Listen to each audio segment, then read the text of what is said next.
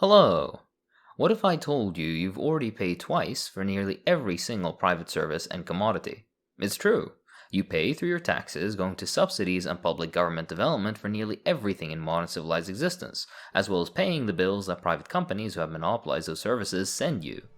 This video is going to focus primarily on the largest capitalist economy, the US, but is more or less applicable to most of the world.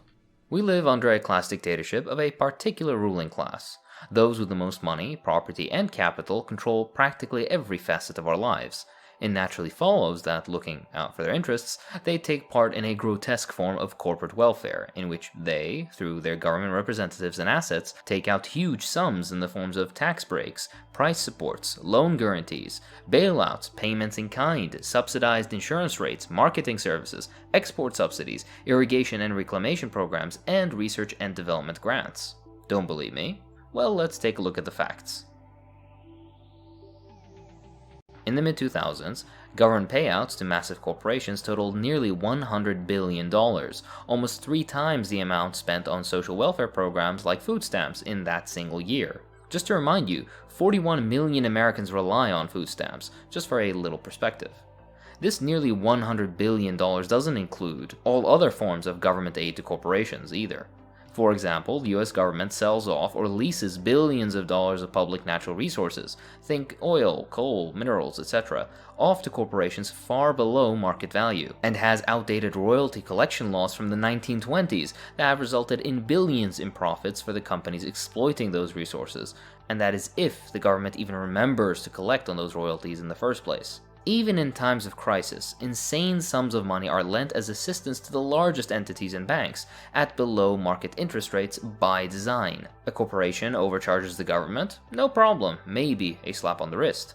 Defense contractors need a little extra for their mergers, why not? And that's not even mentioning the stuff that government just gives away. Broadcasting rights, grazing rights on public land, infrastructure rights to logging companies, agribusiness subsidies, the list goes on. Concerning agribusiness though, the largest unsurprisingly secure the most subsidies, particularly for a handful of crops such as wheat and corn, creating massive monocrop farms that don't rotate what's grown on them, exhausting the land and requiring ever more agrochemical input to maintain output.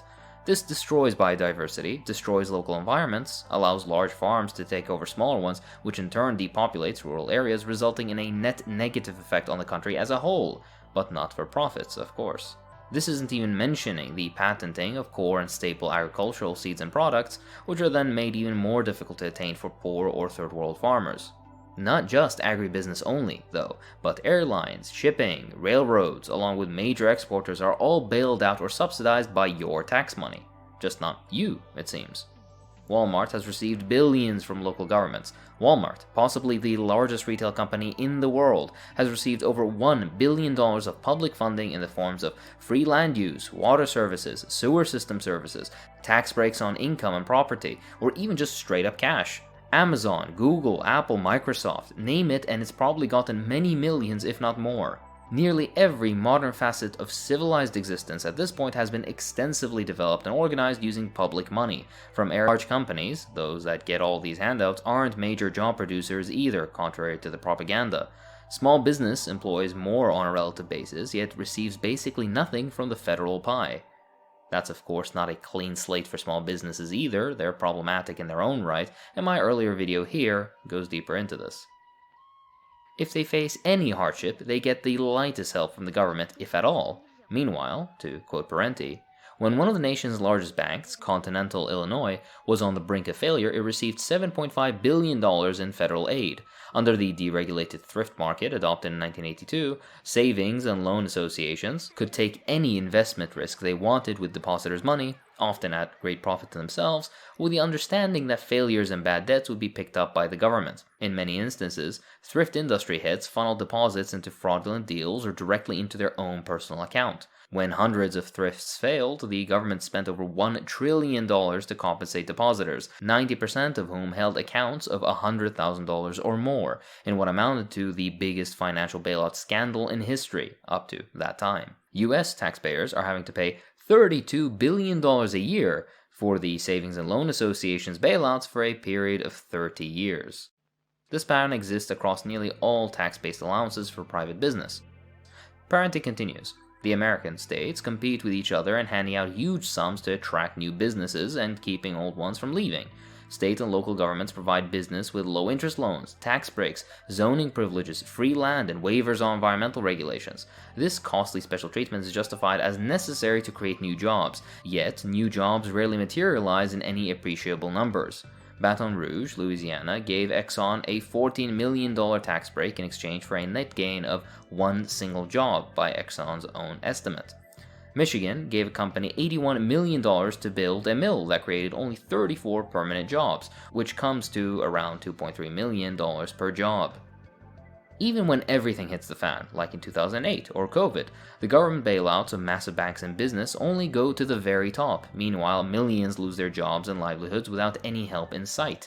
Citigroup, which received up to $45 billion in bailout money, laid off thousands of employees while handing out bonuses of $1 million or more to over 700 managers. The same pattern at every turn. Be a large business, make incredibly risky investments. If they work out, great. If not, the government will bail you out regardless of the cost to the public.